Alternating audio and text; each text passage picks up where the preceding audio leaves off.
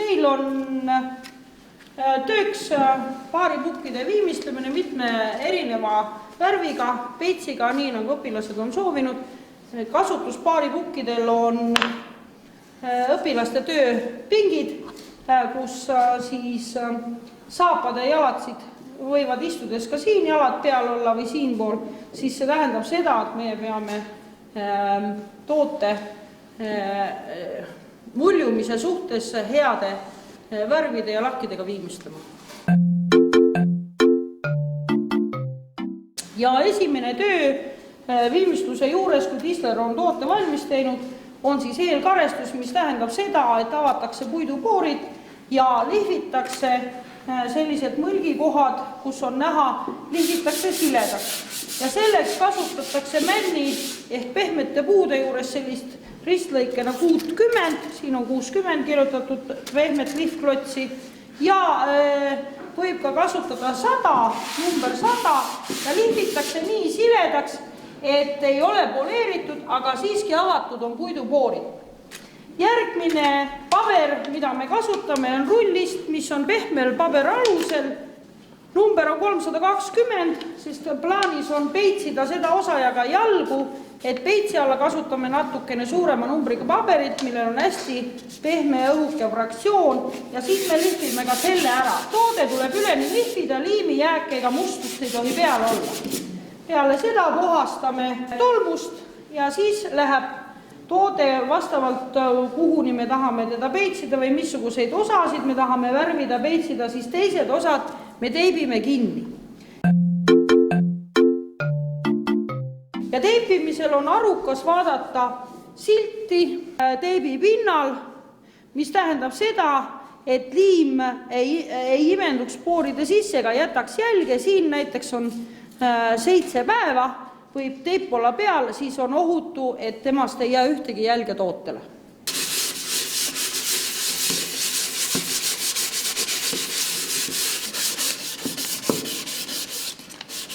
Lihvimissuund paberil peaks olema mitte nii, võib ka klotsi kasutada, vaid paberi numbriga siit pidi edasi-tagasi.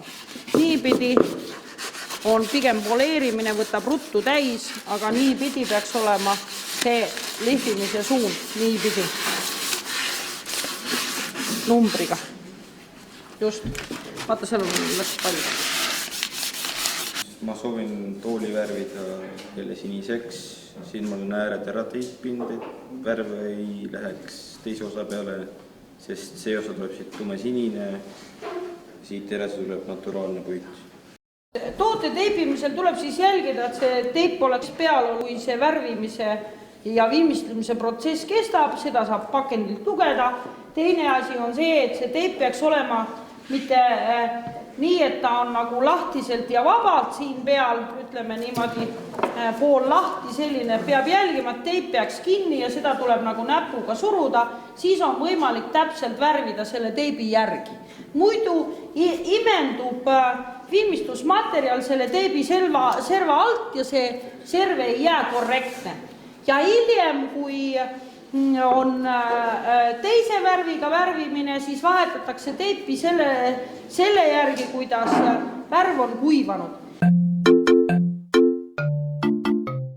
Tuleb lugeda kõigepealt purgi peal olevat juhendit, mis osaliselt on praegu kattunud, aga siin on nagu toon märgitud ja kõikidel purkidel on eestikeelsed juhendid. Ja värvi, purki avades on värvil selline erinev toon. Segada tuleb nii kaua purgis olevat värvi, kui toon ühtlustub, et ei ole ühtegi muud tooni, ei heledamat ega tumedamat, vaid värv ühtlustub. Ja selle juures peaks jälgima, et pintsli tõmmete juures ka värv oleks piisavalt vedel, et pintsliga peale kanda. Seda värvi võib kanda ka rulliga peale ja kui mina töötan praegu ilma kinnasteta, siis see on vesibaasil värv, veega saab käed puhtaks, aga kui teil on tegemist mingisuguse piirituse baasil oleva värviga, siis on arukas kanda lateks kindaid ja sellepärast, et võib-olla teie nahk on allergiline või mingisugused muud toimed on, et kaitsta oma käsi värvumise eest. Puhtad käed on alati ilusad. Võtame pintsli.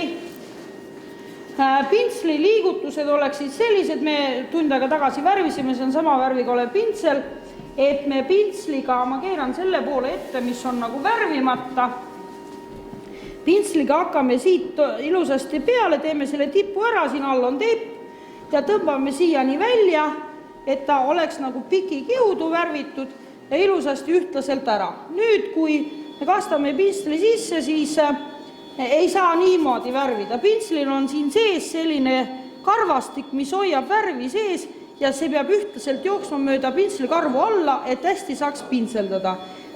Teiseks, kui niiviisi õõrud, siis sa õõrud nagu karvad laiali ja mingisugust täpset tööd ei saa ja pintslijooned, kui nad on pikikiudu tõmmatud, ühtlustavad ilusasti ja ta moodustab korraliku kilekihi värvituna peale. Ja 1/3 värviosast kastame sisse ja tõmbame servad natukene tühjaks ja kui me nüüd pintslit ükskõik mis pidi liigutame, oleme tõmmanud tühjaks, siis ta ei tilgu. Tõmbame mõlemad pidi niimoodi ilust, nüüd sai otsa värv. Nüüd, kui me uuesti kastame, tõmbame uuesti tühjaks pintsli, siis me tavaliselt ei peaks alustama siit, kus juba värvikiht on, vaid tuleme talle vastu. Et sellega tagada seda, et me ei tõmba mitmekordselt seda üle. Ja kui me oleme vastu tulnud ja värvi jääb ikkagi väheks, siis me lisame veel siia juurde ja nüüd tõmbame mõned korrad üle, et meil oleks see ilusasti kaetud. Nüüd läks sinna serva peale, ossa poiss, valet pidi. Selle tõmbame vaikselt niipidi ilusasti uuesti ära ja niiviisi saame ühtlaselt värvitud. Et me nagu ei kata 2 korda pintsli täiega neid kohti. Nüüd kuskilt läheb natukene jooksma, arukas on ära värvida ka tegelikult toolidel need jalaotsad, kui oled kindel, et see värv ei ole kuluv värv, et nüüd on hea, näed, kuidas tilgub ja tõmbad jälle uuesti alla tagasi. Ja selliselt ühtlase toonina katta on päris tore.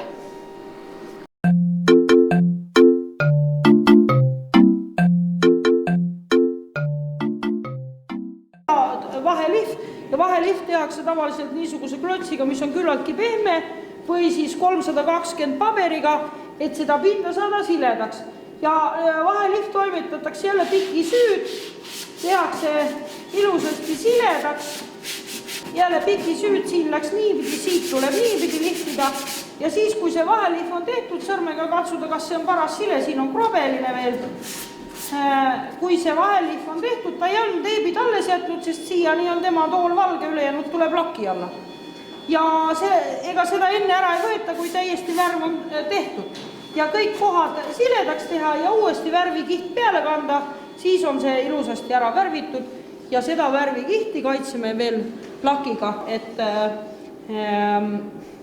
lakk on nagu selles mõttes tööstuslik puidukaitsevahend, mis sobib hästi tihti kasutatavatesse ruumidesse nagu kontorid, töökojad ja nii edasi.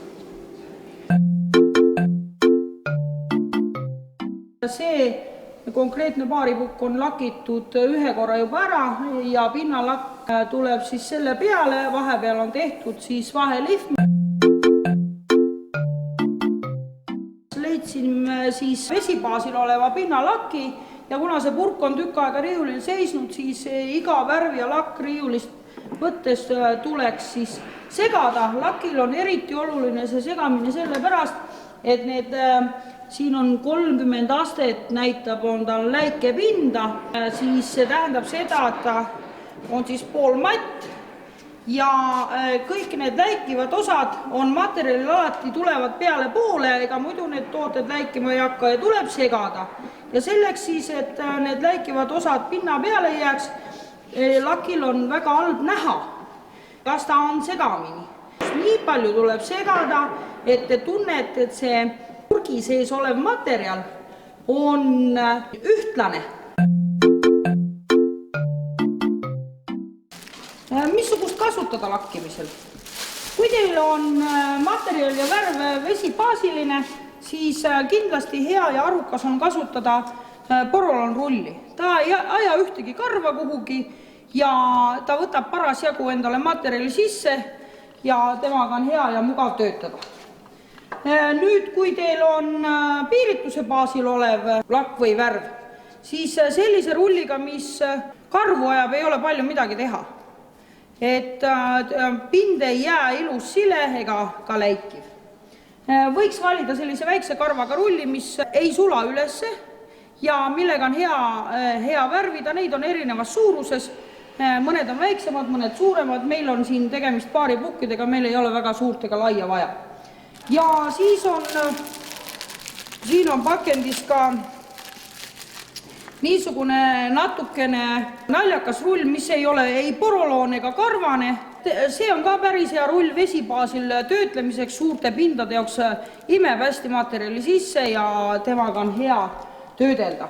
Ja mina tänaseks olen valinud siis sellise kausi, kuhu kallata, aga neid kausse ma rohkem ei osta kui aastas 1 või 2. Ja siis seesama kilekott, ma panen ilusasti siia selle kausi ümber ja nüüd, kui mul on see materjal siin värvitud ja tehtud, siis ma kaussi ei määri, ma viskan selle kilekotti ära, see kilekott on mul toonud asjad siia ja nüüd ma saan teda siis ära tarvitada, nii et ma saan rulli siin puhtaks lasta ja see materjal, mis mul seal põhjas on, seda ma saan siis rulli sisse hõõruda ja siin parasjagu rulli võrdselt puhastada.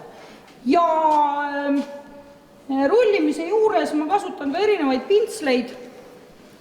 Nüüd kindlasti lakipintsel võiks olla selline, mis nagu võtab rohkem materjali sisse ja annab ka heasti välja. Kui ma ta panen niiviisi vastu materjali, siis ma saan ilusasti täpselt seda serva tõmmata. Ehk siis, kui ma olen pannud siia nüüd tabureti ja rulliga nüüd sinna hästi ei ulata, ei saa nagu rullida, siis ma saan selle otsaga hästi ilusasti niiviisi tõmmata. Et ma saan need kohad, kuhu rull hästi ei mahu vahele, saan ilusasti pintsliga ära tõmmata, pärast rulliga üle teha. Kui teil on hästi vähe vaja lakkida, näiteks ainult see pealmine iste, kuna see on kulunud, siis kasutan ma ka sellist meetodit, kus siis on kombineeritud meetod, üks on nendest pintsel ja teine on rull. Ma kastan pintsli niiviisi pool sisse, nüüd tõmban natuke tühjemaks. Nüüd ma määrin selle rulli niiviisi ühtlaselt kokku. See on küll pikaldasem, võtab rohkem aega. See rulli määrimine ühtlaselt, et ta ei tilguks ega ei jookseks. Ja selleks, et kontrollida, et ta mul kuhugi ei jookse, siis ma saan ju pintsli peal vajutada seda. Pintsli panen siia ja nüüd ma siis kannan selle laki siia peale. Nüüd see koht, kus siis siia rull ei taha kuidagi minna ja kui ma siia selle vajutan, siis mul sealt külje pealt kindlasti hakkab see materjal jooksma. Siit ma teen natuke ette ära. Niimoodi. Nüüd ma rullin siit selle koha ilusasti ära. See päikse käes ilusasti hakkab läikima. Siit teen uuesti sedasi ja tõmban siit rulliga edasi. Lakipind peab olema ühtlaselt järjest märg, et molekulid saaksid omavahel siduda ja moodustada sellise pinnakatte, mis on siis niiskuskindel ja löögikindel.